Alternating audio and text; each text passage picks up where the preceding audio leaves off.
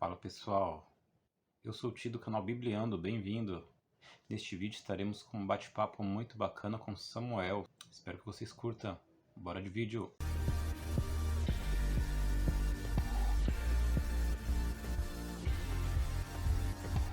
Então vamos começar. Nesse vídeo quero conhecer mais sobre sua história com Deus, com a religião, assim, em um todo. Já começando, desde que você nasceu, você era da Assembleia, né? Ou não? Você era católico e começou a ir para a Assembleia? Não, eu venho de uma família cristã, né? O único em casa que não era cristão na época era o meu pai, né? Mas ele já tinha ido algumas vezes, assim, mas eu não tenho lembranças, né, de quando mais novo, de ver o meu pai indo para a igreja, né? Então sempre fomos eu, minha mãe e meus irmãos, né? E aí minha mãe sempre foi da Assembleia. Aí você foi até quantos anos, mais ou menos? Para a Assembleia eu fui até cerca de 13, 14, né? Que aí a gente, não sei se você vai lembrar, mas lá no Parque Imperial tinha um espaço alternativo, né? Então a gente passou aí para aquela Assembleia de Deus sede, né, que ficava ali no Baronesa. Então, todas as vezes que a gente ia para a igreja, a gente passava pelo espaço alternativo. E o espaço alternativo, para quem gosta de rock, né, era um point bem Alternativo. conhecido ali, né? Aquilo ali marcou aquele espaço alternativo marcou algumas gerações ali da Zona Oeste do Imperial, Baronesa e região, né? É, Então, pode falar. aquilo começou a ser mais atrativo para mim, mais ou menos nessa idade aí, né? Eu acabei parando de ir para a igreja e passei a frequentar mais esse tipo de lugar. Mas nisso ainda você não era batizado, não, né? Não era batizado. Eu passei por algumas igrejas, né? Depois de mais velho, né? A primeira vez que eu me batizei mesmo, né? Eu me batizei numa igreja chamada Plenitude em Cristo, né? Que hoje é conhecida como Igreja da Paz, né? É uma igreja com um pouco mais de visão moderna, né? Ela é bem diferente da Adventista, né?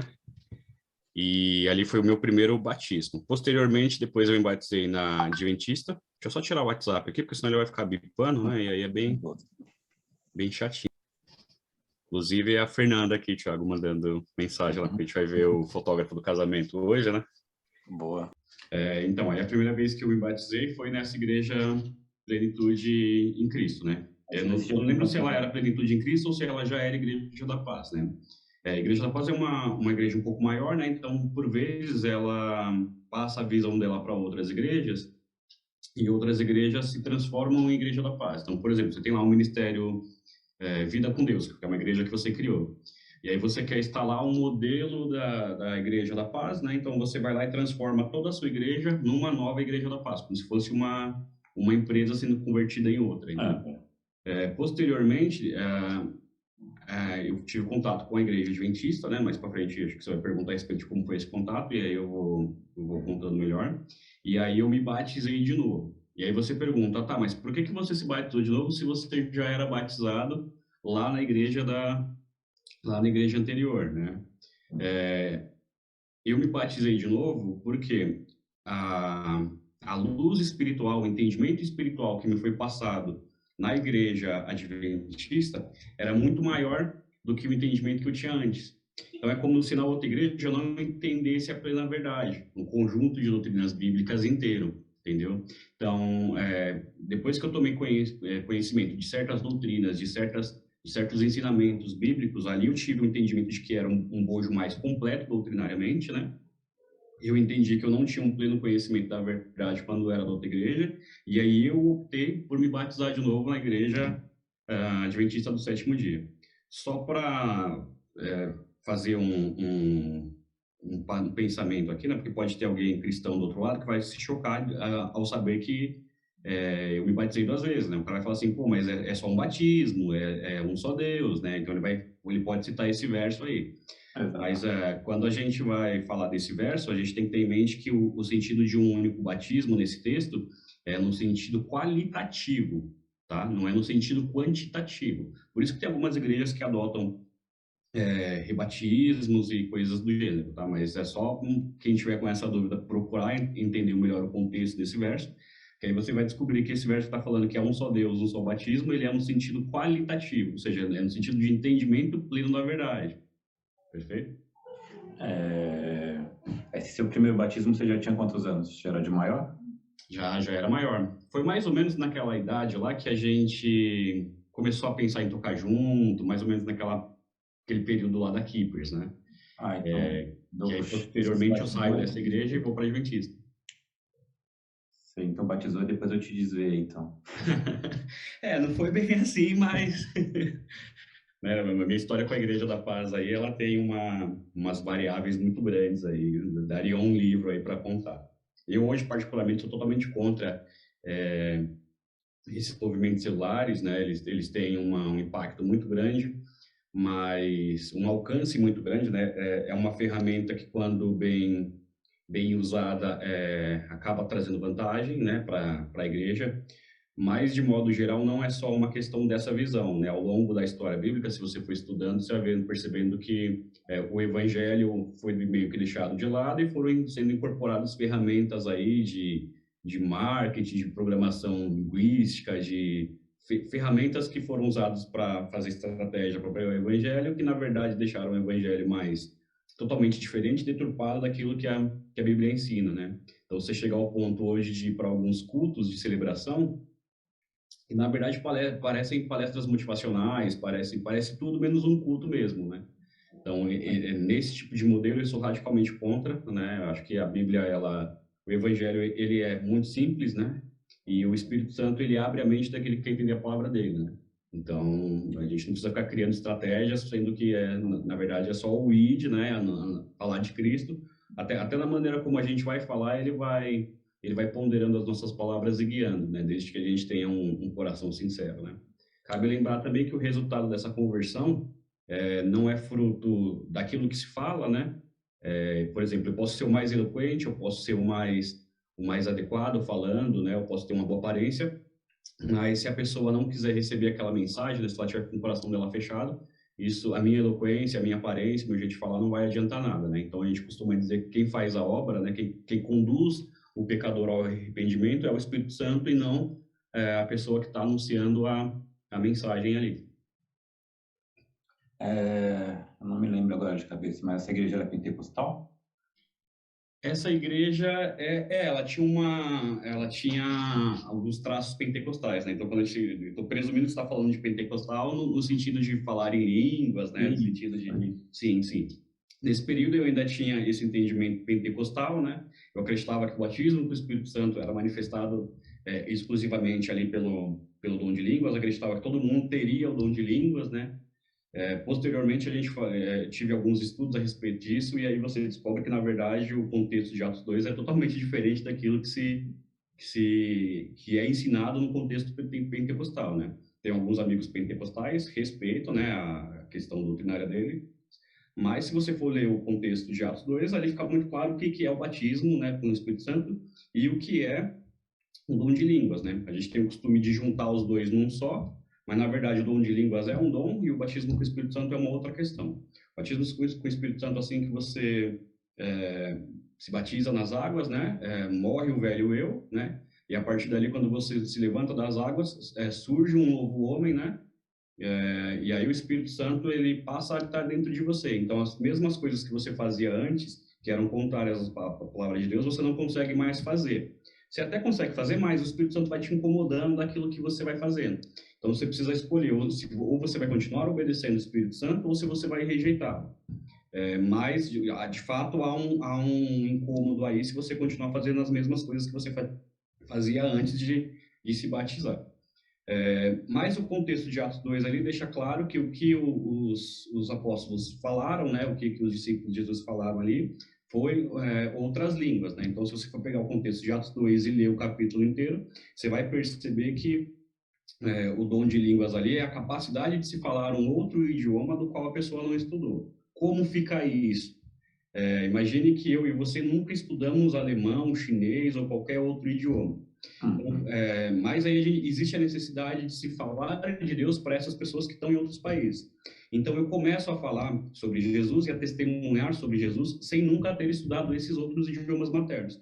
Só que essas pessoas que são desse outro país me entendem falando Jesus como se eu estivesse falando no idioma deles. É isso que nós cremos, é isso que eu creio hoje, né? É isso que a Igreja Adventista ensina a respeito do dom de línguas, né? A visão dos presbiterianos e outras igrejas também, né, que tem a mesma visão. Isso, eu percebo que tem outras igrejas que têm a mesma visão, mas não é aquela do Pentecoste lá, do Tecalá e Chuva, Mas você falava? Falava. E aí você pergunta assim... Pulava? Oi? Pulava também? Rodava?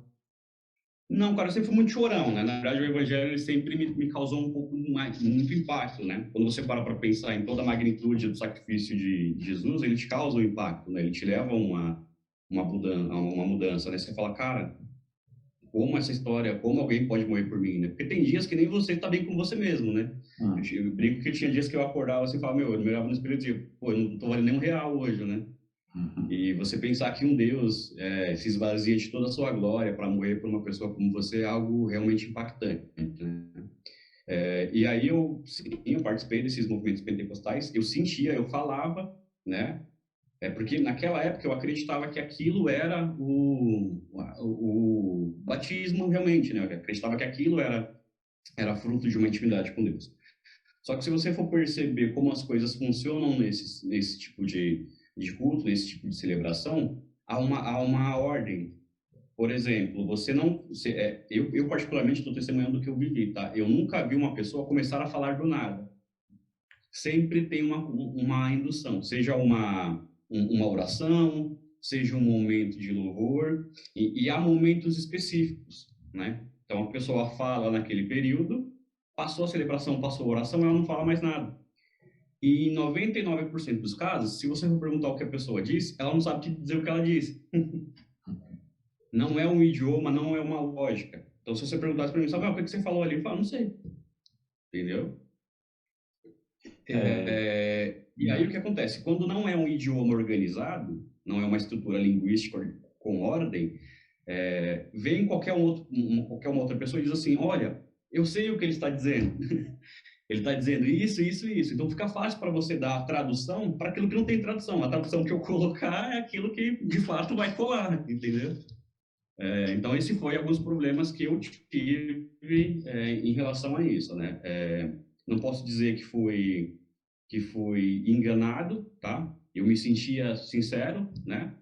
Mas existem aquelas pessoas que podem estar sinceramente enganadas, né?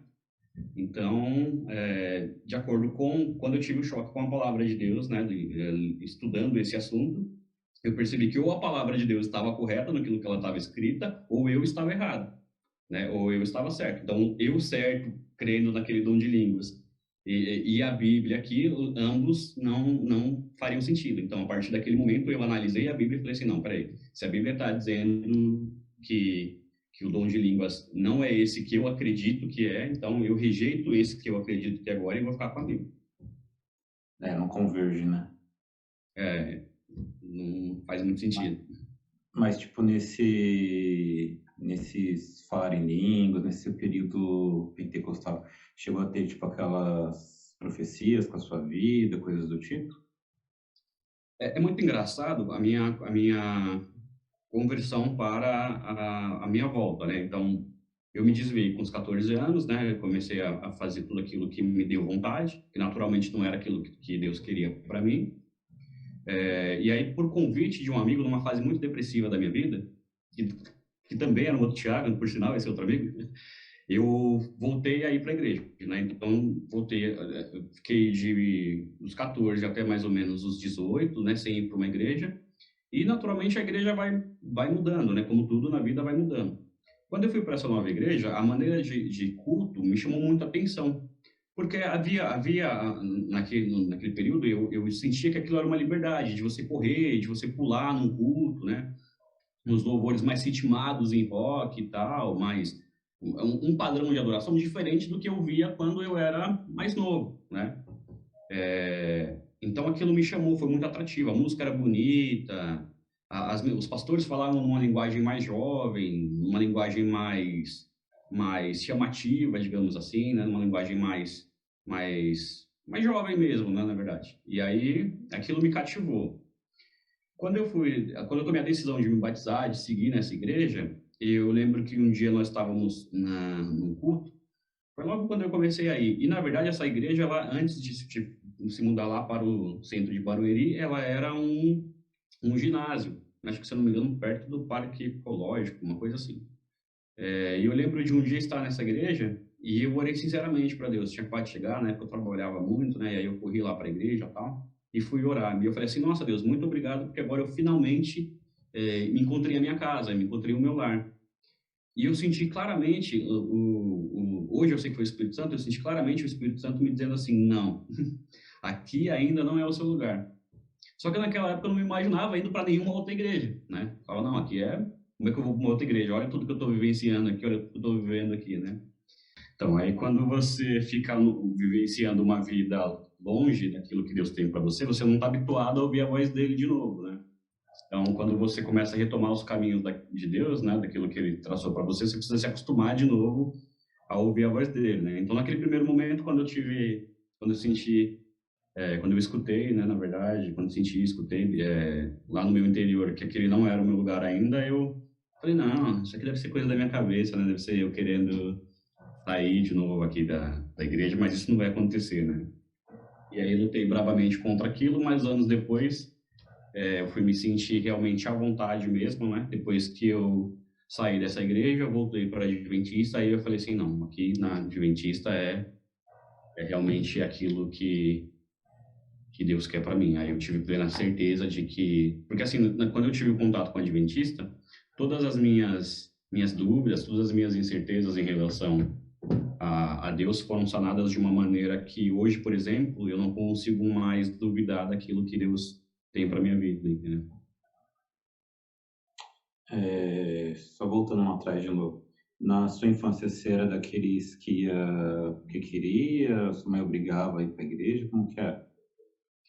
Eu vivenciei um pouco de ambos, né? Até os 13, 14 anos eu tinha muita vontade, gostava de estar lá e tal. Até 13, 14 não, né? Até uns 12, assim, mais ou menos, né? De 13 para 14, o rock se tornou mais atrativo para mim. A vontade de sair, de querer fazer as coisas que eu tinha vontade de, né? Brilhou mais para mim do que estar na igreja, né? Então, a partir desse período, eu já não queria mais estar na igreja, né? Mas a minha mãe conduziu e ensinou até onde poderia, mas ela nunca obrigou assim a gente aí, não. Pois ela deixou livre, pois ela entendeu que cada um queria seguir seu caminho, né? E aí... Mas eu acho que foi a pior decisão que eu tomei na minha vida, sinceramente, né? Hoje, com 30 anos, vivenciando tudo aquilo que eu vivenciei, decepções, desapontamentos, né? Nesse meio aí que eu vivi, que a gente sai sem rumo aí, curtindo, a gente percebe outros amigos não tiveram a mesma sorte que eu, né? Eu tenho amigos que se tornaram dependentes químicos, amigos que foram presos, amigos que foram assassinados. E quando eu paro para pensar na história deles, eu percebo que comigo poderia ter acontecido mesmo. E só não aconteceu por misericórdia divina, né? Então eu tive situações onde eu fiquei extremamente alcoolizado e quase perdi a vida, enfim, várias situações de risco que se eu tivesse em outros lugares não teriam acontecido, entendeu? E nesse seu hiato, nos hiatos seu da igreja, você chegou a duvidar de Deus, coisas do tipo? Sim, duvidei muito, né? Não só duvidei, mas como eu tive um envolvimento com coisas esotéricas, né?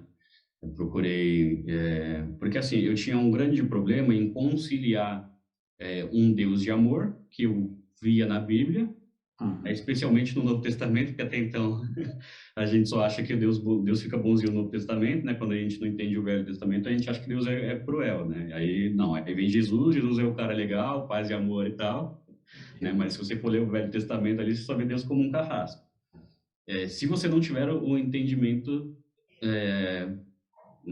completo, né? Porque quando você vai desenvolvendo esse entendimento, você percebe que o mesmo Deus de amor do Velho Testamento é o mesmo Deus de amor do Novo Testamento. Perfeito? Então, eu não consegui conciliar isso. E eu também não conseguia conciliar o amor de Deus com o tormento eterno. Eu achava, e ainda acho muito irracional, você viver algumas décadas e ser condenado a uma eternidade de sofrimento por erros que você cometeu naquela década. Então, é um castigo desproporcional. Imagine que você viveu 70 anos, perfeito? E aí, nesses 70 anos, você cometeu uma série de erros, né? Por fim, naturalmente, a Bíblia estabelece, né, que o salário do pecado é a morte.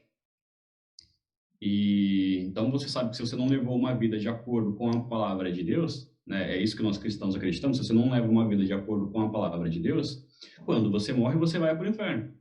Só que algumas denominações ensinam o inferno como se fosse aquele inferno grego, onde quando você morre, você vai ser atormentado eternamente num lago de fogo, né, com Satanás de tridente lá te espetando, né, aquela coisa bem, bem terror psicológico mesmo.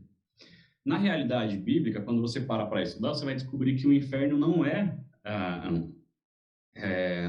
um poço de fogo que vai te queimar eternamente, né? O inferno eterno, ele é a segunda morte, ele é uma morte eterna.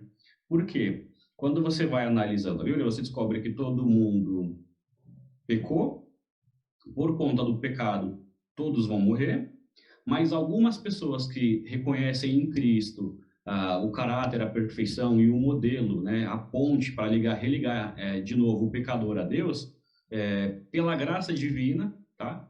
Não é por obediência à lei ou alguma coisa do tipo, pela graça divina, pela misericórdia de Deus, porque essas pessoas buscaram ter uma vida de retidão, uma vida de comunhão com Cristo, elas vão ser salvas e passarão a eternidade com Cristo, perfeito? Ou seja, elas terão seus pecados perdoados.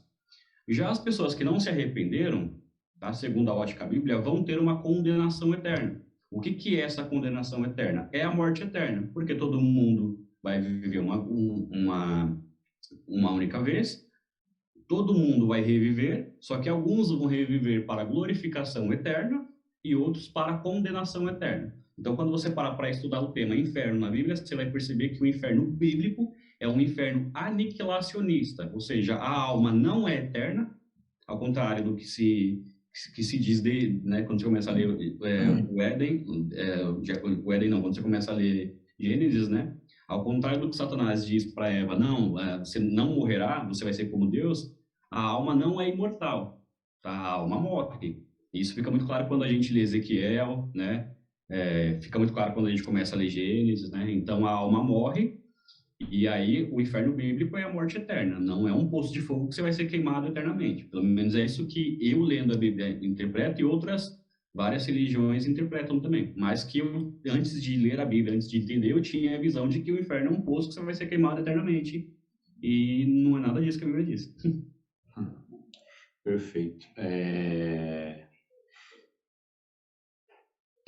Então, aí você sai da igreja, aí você saiu novamente, aí você voltou para o Adventismo.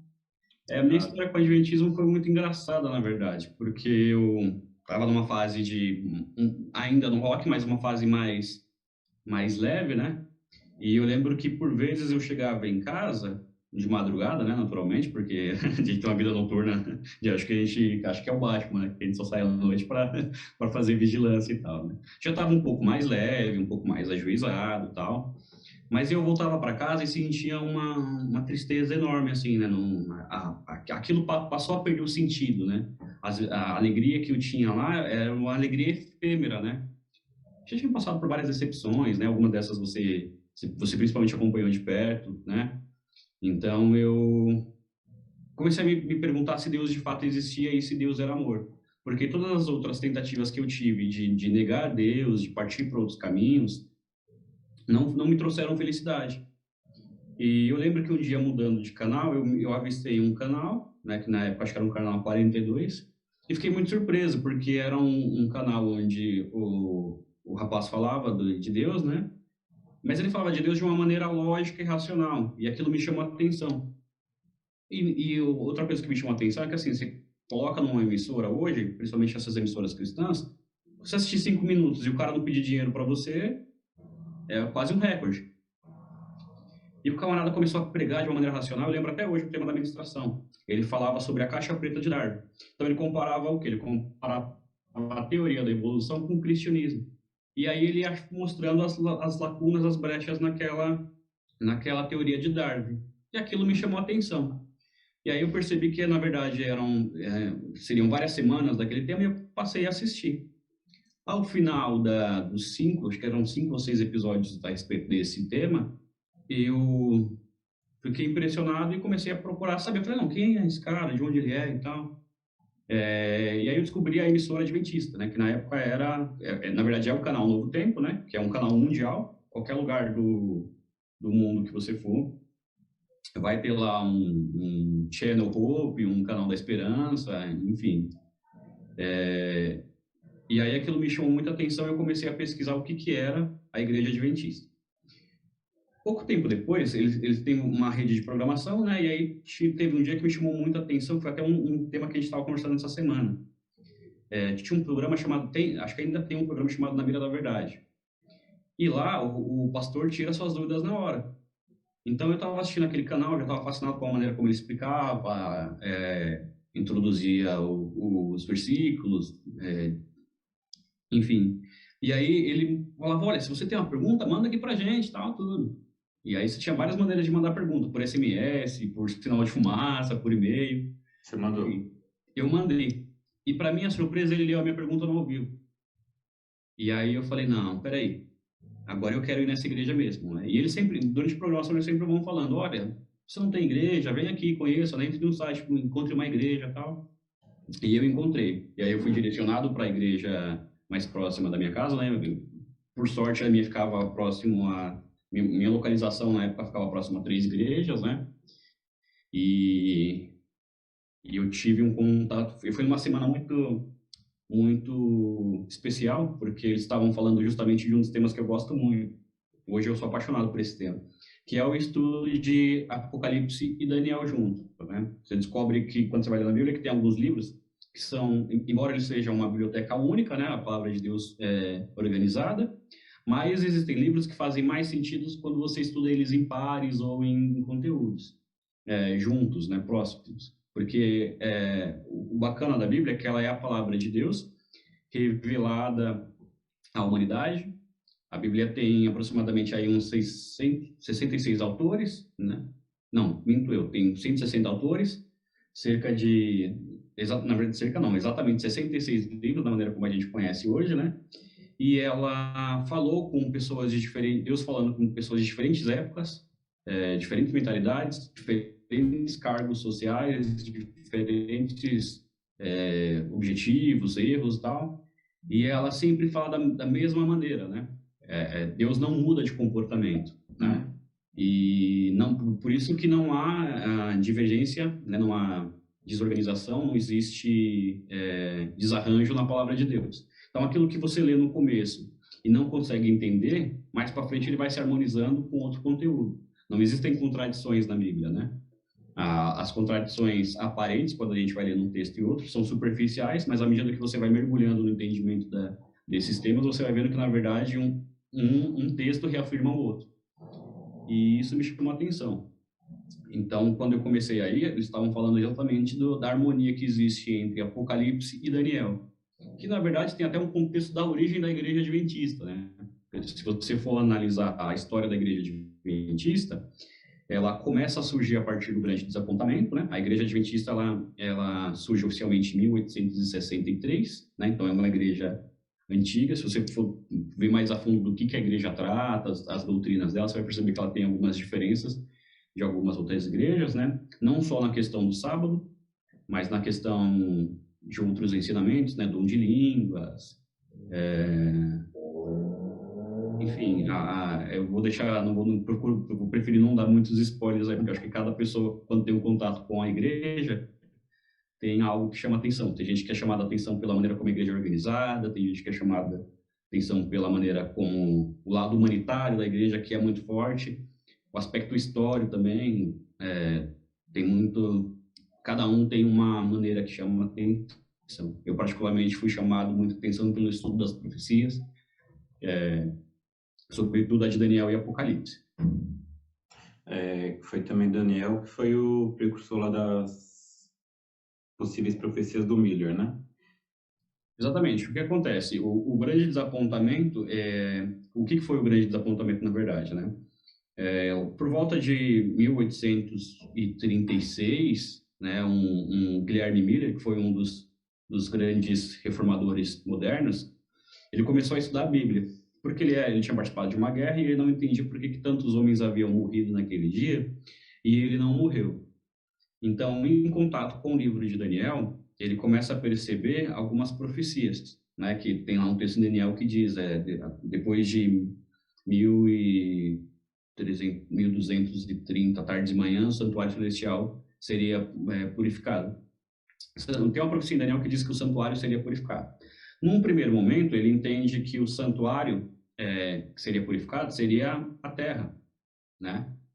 E posteriormente, então o que aconteceu? Eles começaram a entender aplicando o princípio do dia-ano, né? Que eles começaram a entender que Jesus voltaria num determinado período da humanidade. O que foi o grande desapontamento, na verdade? Eles se juntaram, né?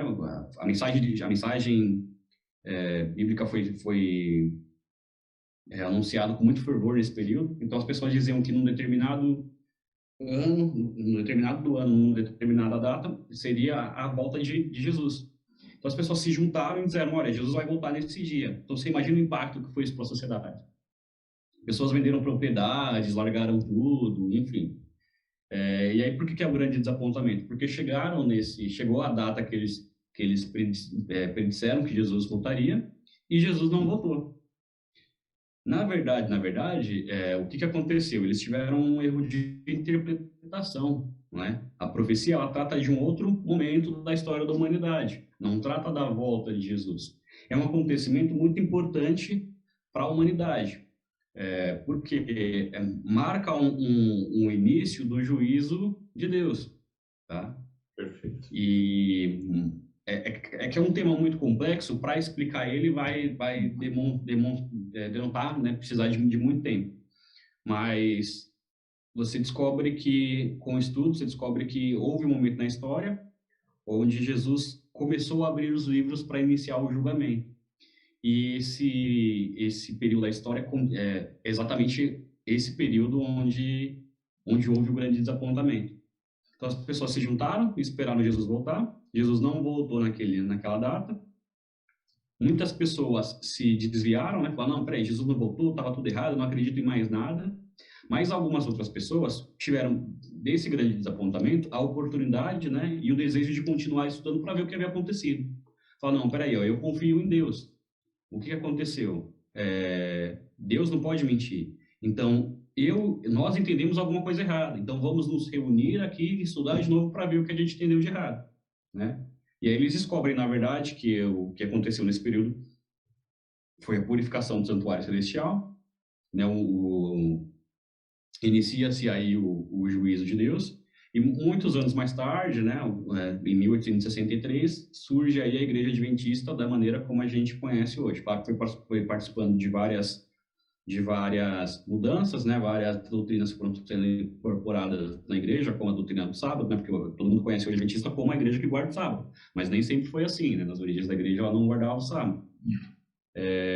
E por aí vai, né, é uma história muito rica, vale a pena parar um tempo para estudar, não só a história da Igreja Adventista, mas a história dos reformadores, né? Porque nós conhecemos bastante a história de Martinho Lutero e João Calvino.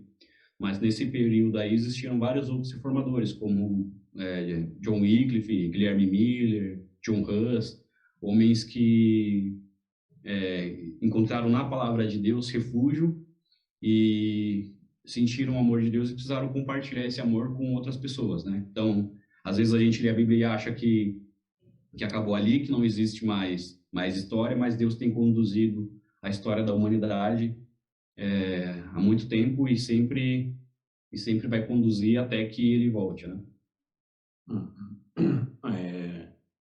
Acho que eu não vou entrar assim, muito em debate sobre o próprio Miller, a Ellen. Sim. Mas, assim, não avaliando religião assim no todo, mas se alguém desse uma Bíblia para você hoje, você não conhecesse nada, você também não criaria suas próprias interpretações?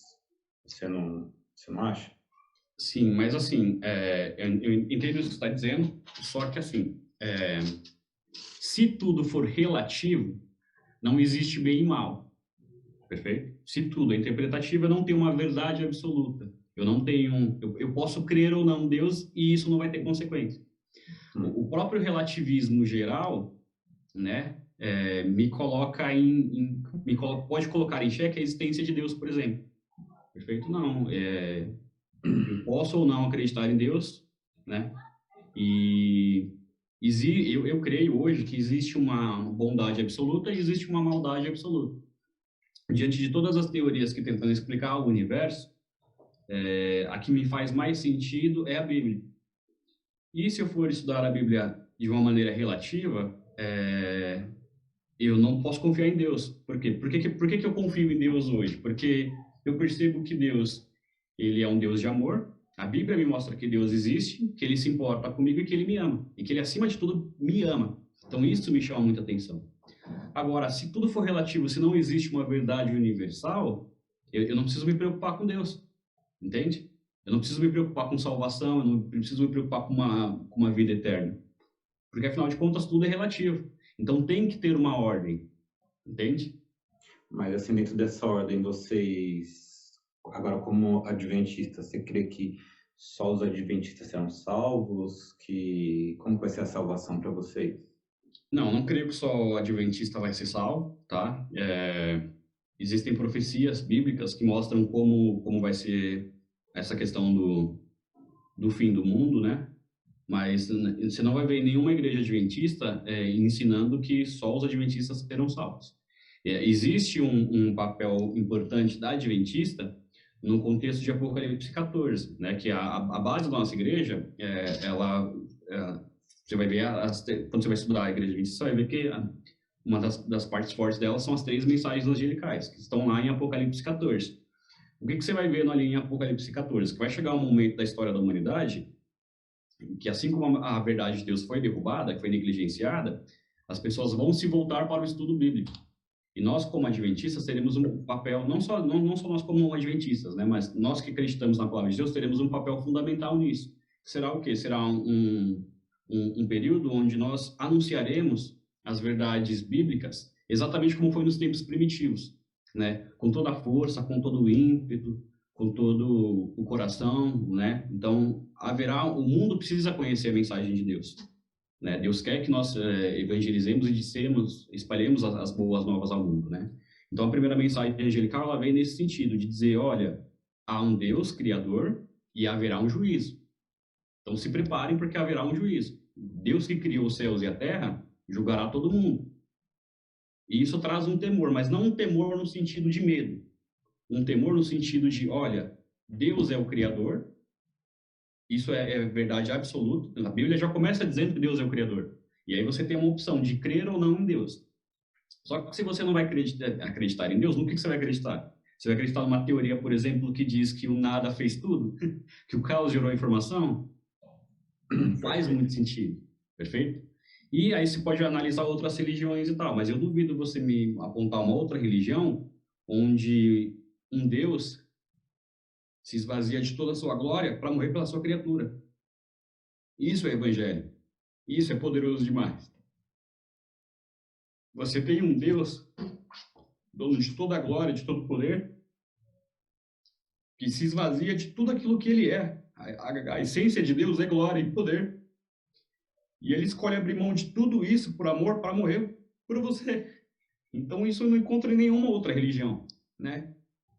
Um Deus que escolhe se diminuir e nascer numa criatura dele, entende? Então eu não consigo, dentro daquilo que eu conheço de universo hoje, acreditar que não há um Deus.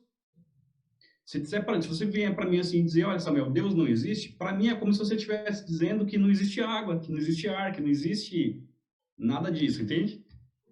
E para mim é irracional. Então eu prefiro crer nesse contexto, de que há um Deus, haverá um juízo, eu preciso prestar contas dos meus atos para Deus, perfeito? E esse juízo, ele tem algumas fases, né? Então eu serei julgado, mas Deus também será julgado. Por quê? o grande problema do universo é que surgiu um questionamento no universo. Ao contrário do que muita gente pensa, o pecado não surgiu na Terra. A Bíblia nos mostra que o pecado surgiu no céu. E o que aconteceu no céu? Um anjo se rebelou contra Deus e colocou em caráter e colocou em xeque o caráter de Deus. Esse anjo passou a afirmar para o universo que Deus não é justiça e não é amor. E passou a afirmar que a lei de Deus não precisa ser obedecida. Perfeito? Então, desde o começo, quando você começa a observar lá de Gênesis, Apocalipse, você vai ver que somos chamados a obedecer a lei de Deus. Então, em 1 João, eu só não lembro o verso agora, deixa eu até clicar aqui para ver se eu não tenho em algum lugar.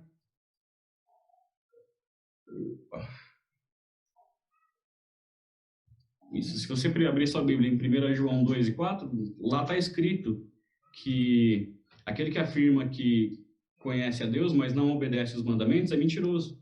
Perfeito? E se houvesse alguma maneira da lei de Deus ser alterada, ser abolida, Jesus não precisaria ter morrido. Perfeito? Então, o que acontece? A lei de Deus revela o caráter de Deus e o amor de Deus. Sem a lei de Deus, eu não tenho pecado. Porque quando a gente vai ler na Bíblia, você vai descobrir que pecado é a transgressão da lei. Então, se eu tiro a lei de Deus, eu não tenho mais o caráter de Deus manifestado e eu não tenho mais o amor de Deus manifestado. Perfeito? O caráter e o amor de Deus revelam o domínio dele, revelam a extensão do amor dele. As leis de um país servem para organizar a sociedade. Então, você imagina como seria um mundo sem leis. Perfeito? Agora, é claro que no mundo existem diversas leis. Existem leis morais, leis físicas, ok? Mas como Deus ele é o criador do universo inteiro, essas leis que ele criou são leis imutáveis. Perfeito? E se a pessoa também olhar direitinho, as leis de Deus são a base para as leis do mundo, né? Exatamente. Na verdade, quando você vai estudar direito, até alguns apontamentos que a Bíblia... na verdade, o direito ele surge disso, né? De muitas leis que a gente tem hoje surgiram e foram derivadas da Bíblia até, né? Então, o que acontece? Esse anjo começou a acusar Deus de não ser bom, né? E aí você pergunta assim, tá, mas se Deus sabia que esse anjo ia pecar, por que Deus não destruiu ele naquele exato momento? A gente tem que entender que nesse contexto não existia desarmonia no universo ainda, né? Todos os seres foram criados por Deus, ninguém sabia o que era uma mentira, ninguém sabia o que era um pecado. E se Deus destrói aquele anjo ali naquele momento, as outras criaturas do universo seguiriam a Deus por medo, né? Não por amor, né? E Deus não criou robôs, Deus deu livre-arbítrio para todo mundo, inclusive para os anjos e para as outras criaturas que ele criou. Então Deus não destrói ali para justamente dar tempo a tempo para que o resultado daquela desobediência se mostrasse, né? Porque com o passar do tempo, o caráter do mal foi revelado, o intuito desse anjo foi revelado. E aí existem vários outros livros. Eu acredito que agora você está lendo a História da Redenção, né? Que deve ter chegado para você aí. Você vai entender melhor do que eu estou falando quando você mergulhar mais a fundo nessa leitura. Você vai entender o que de fato aconteceu. Então surgiu uma grande controvérsia no universo. Deus foi acusado injustamente de que a lei de Deus não era boa. E esse conflito mergulhou para a Terra, porque esse anjo desobedeceu a Deus. E ele fez com que a humanidade desobedecesse a Deus também. E aí, quando a humanidade escolhe desobedecer a Deus, ela tem que partilhar naturalmente da mesma condenação que esse anjo teria. E aí, tem-se aí o plano da redenção, onde Deus se esvazia da sua glória, escolhe morrer como um homem, assume a condenação do homem, né? É como se Deus estivesse dizendo assim, olha, o homem pecou e ele merece morrer, mas eu vou morrer no lugar dele para pagar o preço. Entende? Na verdade, o evangelho é isso, né? É Cristo assumindo a morte em meu lugar. Então, como ele compra a minha dívida, ele vira o meu senhor, né? Mas ele não me trata como um servo, não é uma servidão opressora, né? A gente está acostumado com a escravidão opressora, né?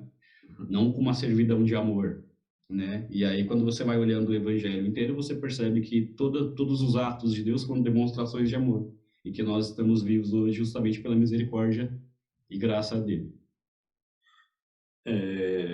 Só para também não ficar muito longo, só tirar umas curiosidades. Tipo, O sábado, para vocês é uma doutrina? É um pecado literal? Como que é para vocês o sábado? O sábado, ele é um dos 10 mandamentos, né? Se você for analisar na Bíblia, de Gênesis ao Apocalipse, você vai percebendo que desde o começo, lá em Gênesis, Deus separou um dia da semana, santificou e o abençoou. Perfeito? Então, o sábado para a gente, ele é um memorial da criação. Ele lembra Deus, nos lembra que Deus é o nosso criador, nos lembra que nós somos peregrinos nessa terra e também vai nos lembrar do dia do juízo, né? Então, é um memorial da criação, da redenção e da libertação que nós teremos. Então, é claro que o adventista não obedece o sábado para ser salvo. Você não vai encontrar isso em nenhum ensinamento, né? Então, a gente não obedece às leis, os 10 mandamentos, porque a gente é santo, porque a gente é bonzinho. Não, a gente obedece porque é uma ordenança bíblica, né? E como a gente ama o nosso Criador, nós procuramos não fazer nada que desaponte ele, né?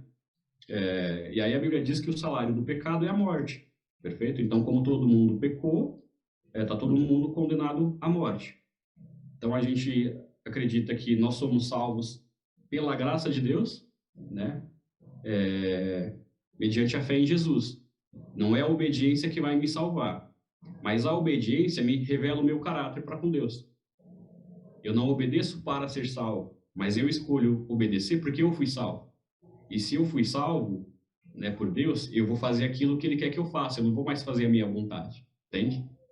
Perfeito. Não há uma... E eu só sou habilitado a obedecer através de uma íntima comunhão com Deus. Porque se eu tentar obedecer naturalmente, eu não consigo obedecer. É claro que assim, não é uma fórmula mágica, me converti e parei de pecar, não. A gente vai lutando contra o pecado todo dia.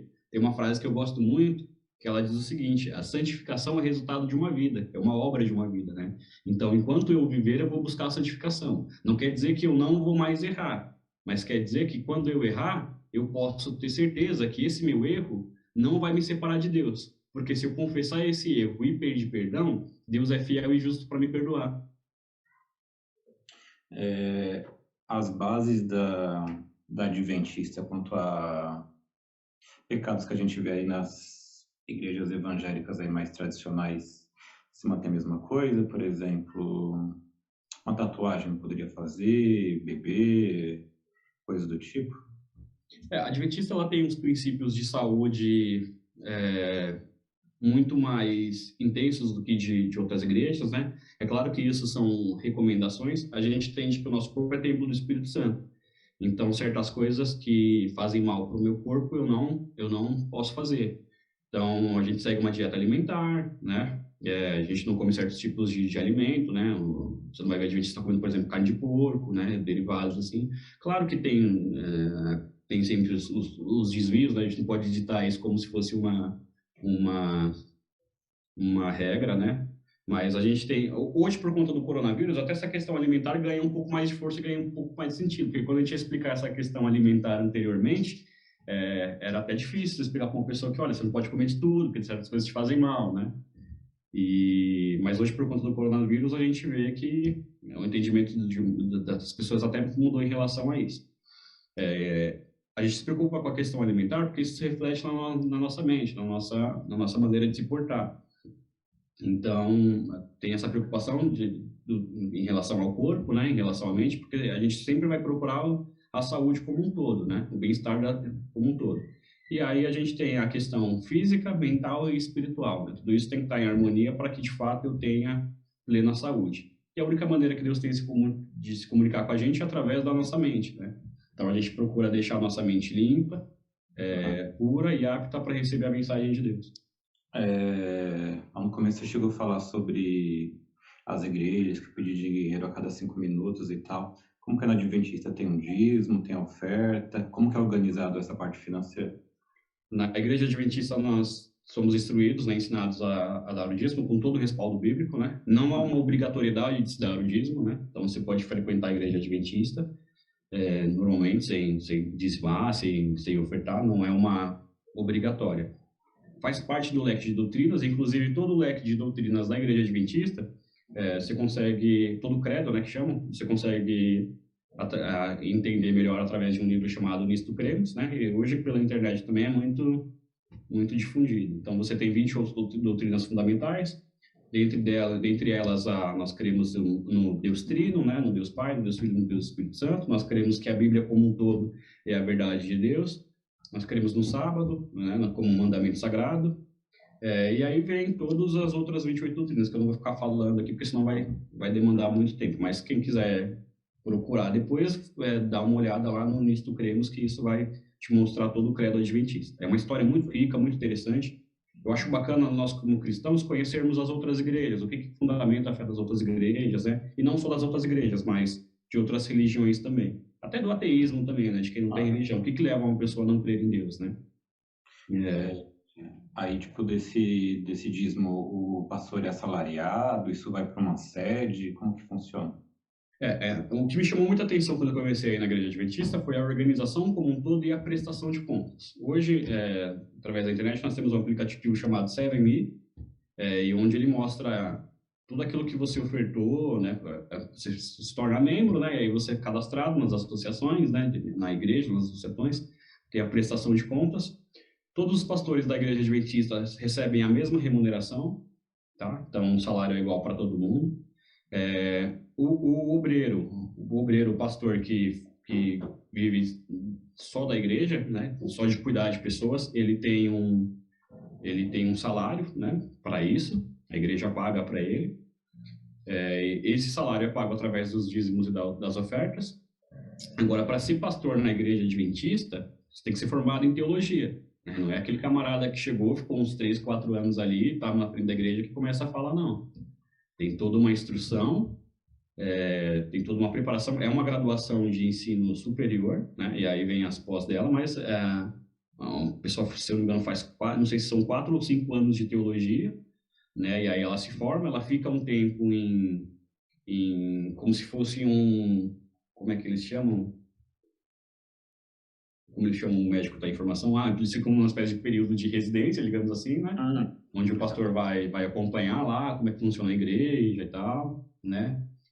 Um pastor adventista, por exemplo, ele costuma cuidar de mais de uma igreja, né? Então, a gente tem a figura do pastor, tem as figuras dos diáconos, né? Dos presbíteros, toda a organização. Porque imagine você ter uma igreja com 150 pessoas, como é que você vai cuidar de 150 pessoas, né? E tem várias demandas, né? Tem desde casamento aí a pessoas com problemas que na igreja a gente brinca que a igreja é um hospital, na verdade, né? Então, dentro da igreja você encontra todo tipo de pessoa. Você encontra desde do cara que nasceu na igreja e nunca se desviou, até o cara, por exemplo, que teve uma vida de crime e está se arrependendo da vida de crime, que é uma nova oportunidade, né? Então, você tem que estar preparado para cuidar e lidar com todo tipo de pessoa. Até porque Jesus não fazia acepção de pessoas, né? Então, nós, como ministros de Cristo, temos que fazer temos que ter com as pessoas o mesmo trato que Jesus teve, né? Eu não posso agir de uma maneira diferente do que Cristo agiu. Eu acho que eu já sei a resposta, mas só para quem for ver o vídeo, que é mesmo que a pessoa, o pastor, cristão pastor, tem que fazer teologia, não necessariamente tem que ser num colégio adventista, pode ser no presbiteriano ou em outros também, né? Ele precisa fazer na adventista, porque a adventista ela tem um leque de doutrinas diferentes das outras igrejas, né? Então, por exemplo, eu não posso... seria estranho, por exemplo, nós crermos na não mortalidade da alma, nós cremos que a alma morre, e termos a nossa igreja um pastor que ensina que a alma não morre, que a alma é eterna, entende? Então, para ser um pastor na igreja adventista, ele tem que estar harmonizado com as doutrinas adventistas, né? Então, ficaria estranho também, por exemplo, um pastor que crê que o inferno é um poço de fogo, um pastor que crê que o dom de línguas é a glossolalia, né? Que é essa coisa de você falar aleatoriamente palavras ao ar. Então, por uma questão de organização, de lógica, né? E uma questão doutrinária também, né? A gente tem os pastores que são formados na própria igreja adventista, né? E aí tem lá o NASP, que é uma das maiores faculdades, não só para teologia, mas para todos os cursos, né? Uma das melhores faculdades do país, né? Tem todos os centros. E se você for pesquisar, você vai descobrir que a igreja adventista, ela é a igreja mais organizada do mundo, né? Em termos de organização, de transparência, de assistência social, né? Essas últimas calamidades que nós tivemos aqui no Brasil, a Igreja Adventista esteve à frente de vários projetos para ajudar as pessoas, né? E o bacana da Adventista é que você vê, você tem a prestação de contas de uma maneira intensa, entende? Fica disponível. Tudo que vai ser decidido na Igreja Adventista, por exemplo, olha, nós vamos decidir comprar novos bancos. Então, faça uma comissão, isso é votado, isso é aprovado. Então, o membro que está lá, ele é representado, né, através das pessoas que estão lá fazendo a votação, mas você não movimenta R$ 1 na Igreja Adventista sem prestação de contas, entendeu? Pode ter seus escândalos, né? Eu particularmente nunca soube de escândalos nesse sentido financeiro, né? Eu soube de outros tipos de escândalo, né? Que acontecem, né? Mas em todo o sistema, toda a organização que você não tiver voltada 100% para Deus, é passível de escândalo, é passível de corrupção, né? Onde tem o ser humano, a tendência de dar erro é grande. É por isso que nós procuramos sempre estar alinhados com a palavra de Deus e com aquilo que ela nos ensina, para que nós tenhamos aí um coração reto diante de Deus, né? Sei lá, se tipo o irmão José estiver passando por alguma dificuldade e tal, o pastor tem liberdade de tirar da igreja para ajudar esse irmão, dar uma cesta, coisas do tipo? Sim, sim, nós temos vários projetos dentro da Igreja Adventista, né? E, inclusive, nessa questão alimentar, nós distribuímos muitas cestas, né? Tem até um vídeo famoso no YouTube de um pastor adventista que ele está pregando, e eu não vou lembrar exatamente o nome do pastor agora, mas tem um vídeo que me chamou muita atenção porque eu nunca vi isso. Eu nunca tinha visto isso. Exceto com o Daciolo, né? Mas ele chama lá na frente uma pessoa que estava visitando a igreja, né? Não sei se ela estava visitando ou se ela já era membro, né? Mas eles falam, ele faz uma demonstração, ele faz uma coleta para essa pessoa. Não no sentido de expor a pessoa, a fragilidade social da pessoa tal, mas ele quer demonstrar o evangelho na prática, né? E ele faz justamente isso, de dizer, olha, o pessoal está aqui, está passando necessidade, e aí, o que nós como adventistas vamos fazer? Né? Como nós vamos ajudar essa pessoa? Né? Porque a Bíblia diz que a fé sem as obras é morta, né? E se eu ficar falando para o meu irmão, olha, Deus é amor, Deus é amor, Deus é amor, mas eu não demonstrar para ele com atos, né? Fica meio uma coisa meio hipócrita, assim. A gente só fala, mas na hora de fazer não faz. Assim. Maravilha, então, Samu. Valeu pelo momento que você compartilhou aí com a gente, um pouquinho que você pôde falar. Depois a gente faz um segundo vídeo só falando sobre a Ellen, o Miller, um debate. Perfeito. Eu vou chamar uma pessoa um pouco mais capacitada do que eu, né? Porque aí a gente conversa aí, mas tem umas pessoas mais aptas aí para falar disso, né? Eu estou voltando para a igreja recentemente, então preciso estudar bastante, né? Eu gosto bastante de estudar antes de falar, porque eu tô aqui como um membro da Igreja Adventista, mas eu não sou um porta-voz da Igreja Adventista, né? Eu acho que quando o assunto é debate, assim, tem pessoas mais preparadas do que eu para falar. Eu partilho daquilo que eu vivencio, daquilo que eu testifico e daquilo que Deus faz na minha vida pela misericórdia dele, né? Então, obrigado aí pelo convite. Espero que a gente volte a se falar. Depois você me diz aí o que você achou do livro da História da Redenção. Tem outros livros aqui para te indicar. Prazer estar falando contigo, prazer ver essa nova fase que a gente está vivenciando, né? A gente que vivenciou tanta coisa junto, né? História aí de amizade de mais de 25 anos, né? Falei para você que eu era chorão. Então, eu fico muito feliz de ver aquilo que Deus está fazendo na sua vida. Espero que Ele continue te abençoando e te fortalecendo sempre. Já te falei isso algumas vezes. Você sabe que você é um grande exemplo para mim, um grande homem. Me espelhei muito em você e me espelho muito em você, viu? Foi um prazer ver você e a Janaína juntos, aquele dia que eu fui aí com a Fernanda, ver a Jasmine linda, com plena saúde. E eu espero que Deus continue abençoando cada um de vocês, viu? E não vou falar sobre isso, eu também sou emotivo, mas para finalizar o vídeo, acho que acima de qualquer coisa Deus é amor, né? Independentemente de qual a linha de raciocínio que cada um escolhe para seguir a Deus, Deus é amor, né? Sim, Deus é amor. Hein? Valeu, irmão. Tamo junto. Valeu, brother. Forte abraço. Demorou. Curte, deixa o like, se inscreve.